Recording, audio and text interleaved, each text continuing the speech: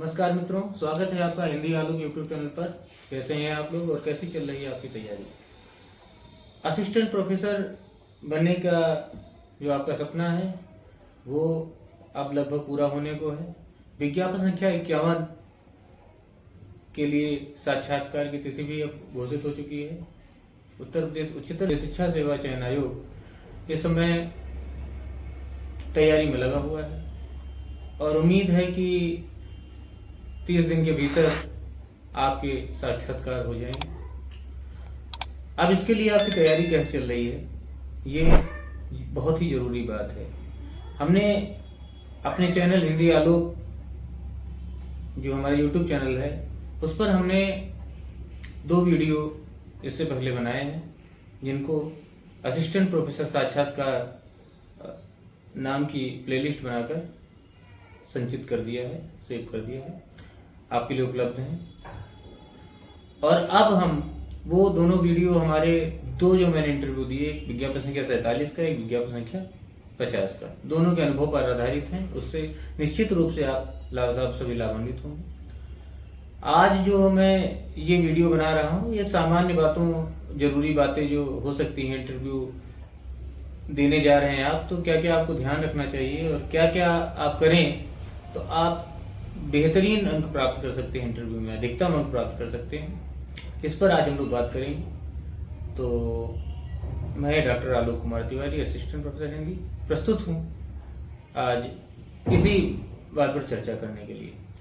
देखिए, साक्षात्कार के लिए जो सबसे जरूरी बात है, देखिए एक डर बना होता है कि साक्षात्कार होगा, इतने लोग होंगे, क्या पूछेंगे, बहुत सारे प्रश्न हमारे दिमाग में पहले चलते हैं कि क्या होगा। देखिए, साक्षात्कार सबसे बड़ी चीज ये है कि आपके कोई नॉलेज का बहुत टेस्ट लेना उनका उद्देश्य वहां नहीं होता, वो और आपकी समझ जानना चाहते हैं।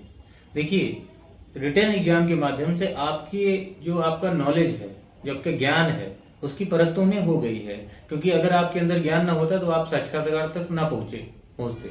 लेकिन अब यदि आप साक्षात्कार तक पहुंचे हैं तो इसका मतलब है आपके पास ज्ञान तो है विषय का। लेकिन एक असिस्टेंट प्रोफेसर के रूप में जब आप ज्वाइनिंग पाते हैं, आप नियुक्त होते हैं, तो आपका जो मूल कार्य होता है वह होता है क्लासरूम में स्टूडेंट्स को पढ़ाना, विद्यार्थियों को पढ़ाना। अब ज्ञान होना एक बात है और उसे अभिव्यक्त कर पाना, समझा पाना, विद्यार्थियों तक पहुंचा पाना, ये दूसरी बात है। तो मुख्य रूप से इस बात का उन्हें परीक्षण करना होता है। इसके अतिरिक्त आपके और जो भी विज्ञान है, आपकी समझ, आपके बात करने का ढंग, आपके बैठने का ढंग, आपके प्रस्तुतिकरण का ढंग, वह बहुत सारी चीजें, आपकी ड्रेसिंग सेंस, बहुत सारी, आपकी सोच कैसी है, आप समर्पित हैं शिक्षा के लिए, या फिर केवल आप पैसे के लिए या जॉब सेफ्टी के लिए, जो है जॉब सिक्योरिटी के लिए आप जुड़ना चाह रहे हैं। तो कई सारी चीजें हैं जिनको वो जांचना चाहते हैं। और उसके लिए 15-20 मिनट, 25 मिनट का जो साक्षात्कार होता है, मेरे हिसाब से तो वो पर्याप्त नहीं है। लेकिन फिर भी वो लोग इतने अनुभवी होते हैं कि उसी समय में लगभग आपके व्यक्तित्व का परीक्षण को कर लेते हैं। तो मेरी राय है, चूंकि मैंने 2 साक्षात्कार दिए हैं और दोनों में बहुत अच्छे अंक अर्जित किए हैं। विज्ञापन संख्या 47 में मेरे 26 अंक थे 30 में से, और 50 में 25 अंक थे 30 में से, जो कि लगभग अधिकतम है। 27 से अधिक तो मिलता नहीं किसी को। तो मैं बस यही कहूँगा कि आप जो है, सबसे पहले जो तैयारी है आपकी, वो ये मान के लिए कि आपका जो है, आपको पढ़ाना है। तो पढ़ाने के लिए आप ये प्रिपेयर रहिए कि आप जब इंटरव्यू देने जाएंगे, बाकी बोर्ड कैसा होता है, क्या होता है, वो मैंने बता दिया है, पिछली वीडियो में आप देख सकते हैं। एक बोर्ड का अध्यक्ष होते हैं, 2-3 लोग एक्सपर्ट होते हैं, और एक आपका व्यक्तित्व परीक्षण के लिए भी एक लोग एक्सपर्ट होते हैं। तो 4 से 5 लोग हो सकते हैं पैनल में, और कई पैनल होते हैं, कई जो है इंटरव्यू बोर्ड होते हैं। ये सब हमने बात कर ली है पिछली वीडियो में, इसलिए बहुत ज़्यादा इस पर हम बात नहीं करेंगे। बस ये देखेंगे कि हमें जाना कैसे है। तो सबसे बड़ी पहली चीज़ है, जब आप जा रहे हैं इंटरव्यू के लिए तो आप कम से कम 2 से 3 टॉपिक ऐसे तैयार कर लीजिए, विषय ऐसे तैयार कर लीजिए कि आपसे रैंडम जब वो कहें कि आप पढ़ाइए तो आप एकदम बिल्कुल पढ़ा सकें उसको। और कम से कम 5 से 6 मिनट, 7 मिनट, 10 मिनट तक आप मानिए कि आप पढ़ा सकें। जो भी फिगर बनाना है, डायग्राम बनाना है, या जो भी बहुत अच्छी तरह से आप उन्हें पढ़ा सकें। और जब आप पढ़ा रहे हैं तो आप ये मान के पढ़ाइए कि वो लोग जो बैठे हैं वो आपके स्टूडेंट हैं, और बिल्कुल कॉन्फिडेंस के साथ, आत्मविश्वास के साथ आप पढ़ाइए। ये बहुत ज़्यादा जरूरी है। आप कई बार होता है कुछ लोग एक ही टॉपिक तैयार करते हैं। देखिए, अगर आप एक ही टॉपिक तैयार करके जाएंगे तो जब आप एक ही टॉपिक तैयार करके जाएंगे तो कई बार होता है आपसे पढ़ाने के लिए, ज़्यादातर वो ये नहीं कहते कि आप ये विषय पढ़ाइए, वो कहते हैं आप पढ़ा कर दिखाइए। उन्हें नॉलेज नहीं चेक करना, उन्हें देखना है आपकी टीचिंग मेथड, आप कैसे पढ़ाते हैं, हाउ टू टीच, आप कैसे पढ़ाएंगे, ये उन्हें देखना है। तो वो कहते हैं आप कुछ भी पढ़ाइए, जो आपका अच्छा तैयार हो आप पढ़ाइए। तो होता क्या है, कई बार आप कुछ पढ़ाना शुरू कर दिए, लेकिन वो कह देते हैं कि अभी पहले जो इसके पिछला कैंडिडेट आया था, अभ्यर्थी आए थे, उन्होंने तो यही पढ़ाया था, तो आप करिए कुछ और पढ़ाइए। अब जैसे आप एक ही तैयार करके गए तो आप हड़बड़ा जाएंगे। पढ़ाने को तो आप पढ़ा सकते हैं, नॉलेज है आपको, लेकिन आपकी तैयारी नहीं कि आप कैसे कैसे उसको प्रेजेंट करेंगे, तो फिर दिक्कत आ जाती है।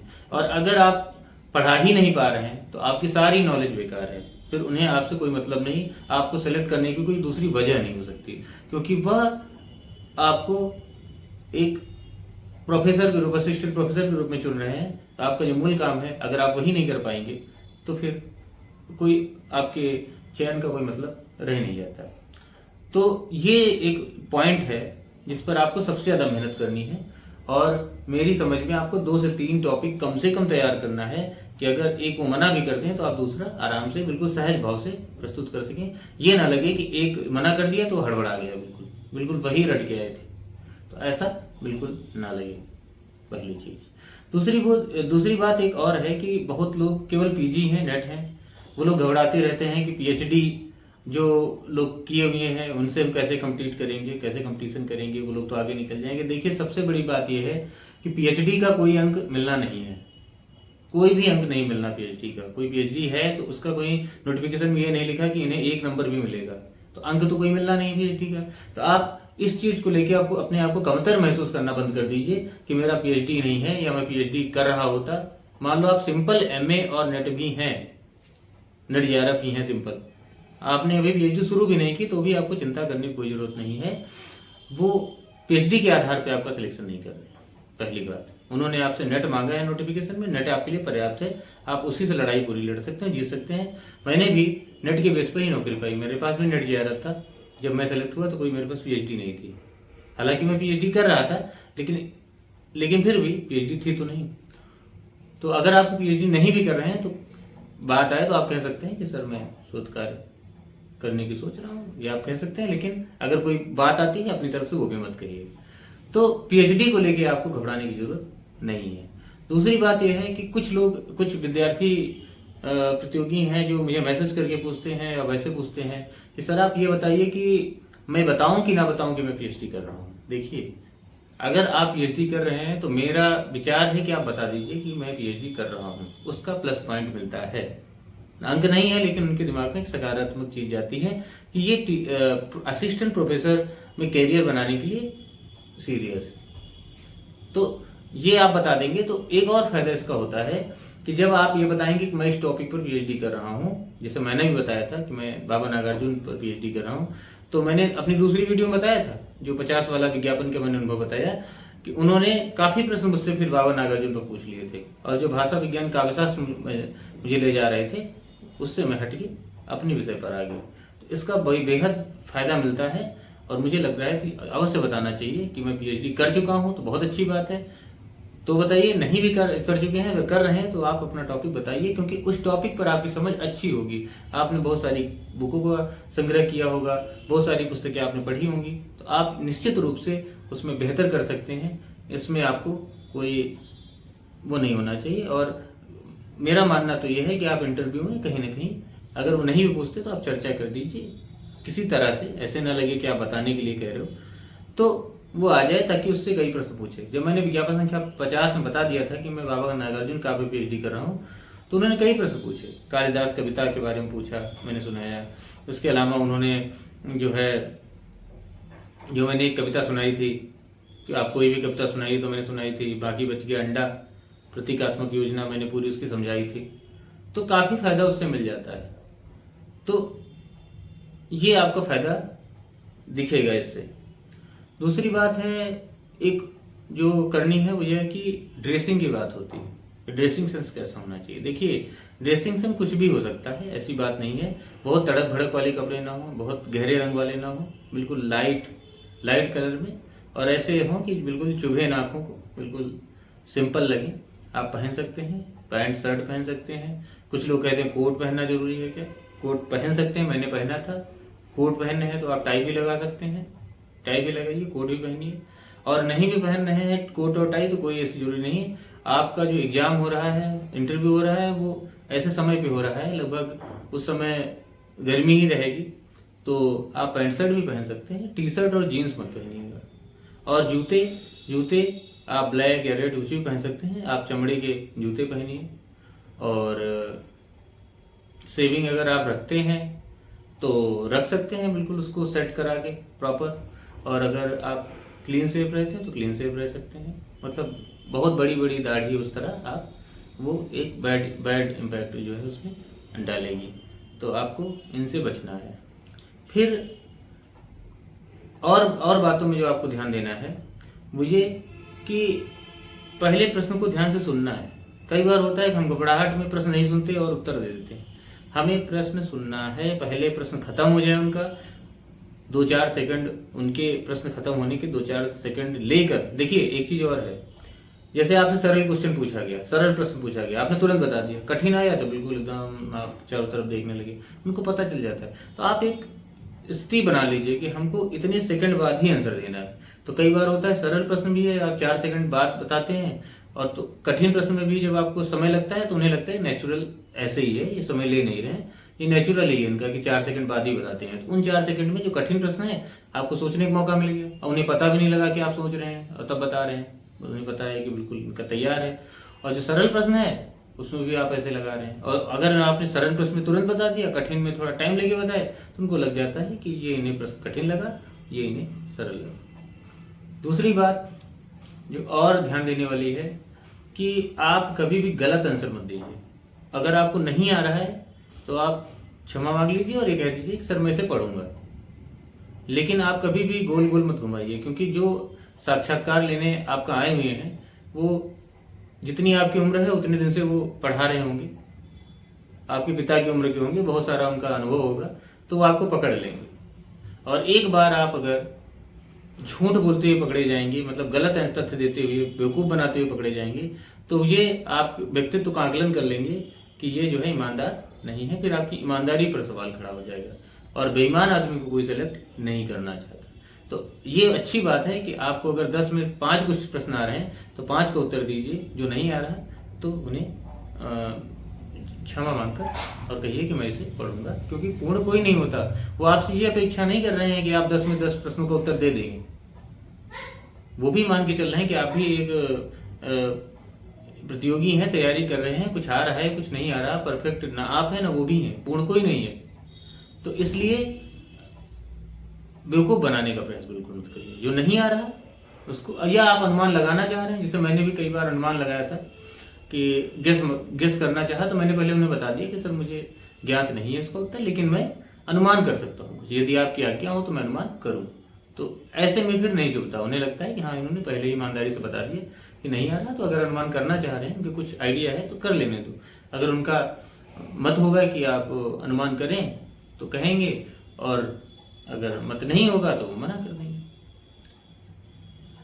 एक बात और कि जब आप टीचिंग कर रहे हैं, टीचिंग करने के लिए आपसे कहेंगे, जाते ही कह सकते हैं आपका परिचय लेकर, परिचय जो आपको देना है वो उसमें वो पहले ही बता देंगे, नाम नहीं लेना है तो आपको नाम नहीं लेना है, केवल आप अपनी क्वालिफिकेशन बताइए। क्वालिफिकेशन में भी हाई स्कूल से नहीं, आप केवल ग्रेजुएशन, स्नातक, परास्नातक, नेट JRF के बारे में बताइए, PhD कर रहे हैं तो उसके बारे में बताइए, किस विश्वविद्यालय से कर रहे हैं, कब किया, ये बता सकते हैं आप। पीएचडी भी कर रहे हैं तो आपको अपने शोध के जो निर्देशक हैं, गाइड हैं, उनका नाम नहीं बताना है, क्योंकि उससे कई बार निष्पक्षता नहीं रहती। तो गाइड का नाम भी वैसे निर्देश होता है नहीं बताना है, आप बताइएगा भी नहीं। तो ये चीज़ें होती हैं। उसके बाद जब आप जाएंगे पढ़ाने तो आप कॉन्फिडेंस से पूरा पढ़ाएंगे। आई टू आई कांटेक्ट, आंखों से आंखें मिलाकर बात करिए, बिल्कुल आत्मविश्वास के साथ पढ़ाइए और उसका बहुत अच्छा प्रभाव पड़ेगा। और जब वो कहते हैं कि ठीक है आप बैठ जाइए, मतलब जब उन्हें ऐसा आदेश आपको मिलता है तो कोशिश करिए कि जो आपने लिखा है ब्लैक बोर्ड पर, व्हाइट बोर्ड होगा मार्कर के साथ, तो उसको डस्टर से इरेज कर दीजिए, साफ कर दीजिए। इससे ये लगेगा कि आप अगर आपने कुछ गंदा किया है तो आप साफ भी कर देते हैं, आप दूसरे पर वो चीज़ नहीं छुड़ते, आप अपना काम स्वयं समाप्त कर लेते हैं। तो ये कोई कविता है एक दो, अगर आप हिंदी का दे रहे हैं तो एक दो कविता है, अगर आप किसी कवि पर पीएचडी कर रहे हैं तो दो चार कविताएं उनकी कंठस्थ होनी चाहिए। उसका बहुत अच्छा प्रभाव पड़ जाता है, क्योंकि वो प्रश्न उत्तर सुन सुन के वो थके होते हैं। तो कोई अगर सुर और ताल से बढ़िया कविता कोई आप पाठ कर देंगे तो उसका बहुत अच्छा फायदा मिलेगा और आपके अंक निश्चित रूप से बढ़ जाएंगे। तो आप जब एक बात और है कि जब आप इंटरव्यू दे रहे हैं तो इंटरव्यू देते हुए आपको ये ध्यान देना है कि आप इंटरव्यूअर जो पैनल है उसके हिसाब से ना चलें। कोशिश ये करें कि इंटरव्यू पैनल आपके हिसाब से चले, मतलब जो आप तैयार करके गए हैं वही पूछा जाए। वो ऐसे नहीं होगा, लेकिन अगर बात में, जैसे मैंने बताया था विज्ञापन का 50 में भी और 47 में, कि मैंने बात में बाबा तुलसी का नाम ले लिया, क्योंकि मुझे पता है रामचरितमानस और तुलसी मुझे बहुत अच्छे से तैयार था, तो मैंने उनका ले लिया कि मुझे बहुत अच्छा तैयार है, या सर मुझे बहुत रुचि है, ऐसे करके। तो उससे ज़्यादा प्रश्न हो गए, तो इसका मुझे फायदा मिल गया। अगर मैं ऐसा नहीं करता तो वो अपने हिसाब से, अपनी रुचि के हिसाब से और भी कहीं उलझा सकते थे और मेरा इंटरव्यू खराब भी हो सकता था। बाकी जो आपसे पूछा जाए, बाकी 50-60% तो फिर भी वो अपने मन से ही पूछेंगे, लेकिन अगर 40% भी आपके जो आपका मजबूत क्षेत्र है वहाँ से अगर कुछ पूछे जाते हैं तो निश्चित रूप से आपके लिए फायदेमंद होगा। तो इन कुछ बातों का आप यदि ध्यान रखें तो आप इंटरव्यू में अच्छा स्कोर प्राप्त कर सकते हैं। दूसरी बात एक और होती है कि साक्षात्कार में क्या कुछ लोग कहते हैं कि पैसे वैसे की बात चलती है। देखिए, सबका अपना अपना मत होगा, तो मेरा अपना ये मत है कि मैं ये नहीं कह रहा हूँ कि क्या है क्या नहीं है। जो मैंने अनुभव किया, जो मैंने देखा, मैं अपना अनुभव के व्यक्तिगत अनुभव शेयर कर रहा हूँ। मैं यही कहूँगा कि पैसे वैसे किसी को मत दीजिए, क्योंकि ऐसा कुछ मुझे अनुभव हुआ नहीं, क्योंकि मैंने 2 इंटरव्यू दिए हैं और 2 इंटरव्यू में, दोनों में, एक में 26 अंक मिला है, एक में 25 अंक मिला है। 26 जिसमें मिला था मेरा सिलेक्शन नहीं हुआ था, 25 अंक जब मिला 30 में से तो मेरा सिलेक्शन हो गया। 1 रुपया कहीं किसी को कुछ नहीं देना पड़ा। तो आप उसमें ना रहिए। अगर मेरा ये मानना है कि अगर आपका इंटरव्यू अच्छा हुआ, जो प्रश्न पूछे जा रहे हैं अगर उनका जवाब आपने बहुत अच्छी से दिया, आपने बहुत अच्छे से जो है अपनी बात को रखा, तो आपको निश्चित रूप से अंक अच्छे मिलेंगे। इसमें कोई शंका की बात नहीं है। मेरा 1 बार का नहीं, 2 बार का नहीं। और बाकी कुछ बात आएगी तो मैं इसके बाद की वीडियो में भी वीडियो बनाकर मैं आप लोगों को शेयर करूंगा, साझा करूंगा। आप लोगों के कोई प्रश्न हो, आपको कुछ पूछना है तो आप कमेंट कर सकते हैं इस वीडियो में, तो उसका अगले वीडियो में हम जवाब दे देंगे या वहीं पर हम जवाब दे देंगे। तो तब तक के लिए जय हिंद, जय भारत, जय हिंदी, वंदे मातरम।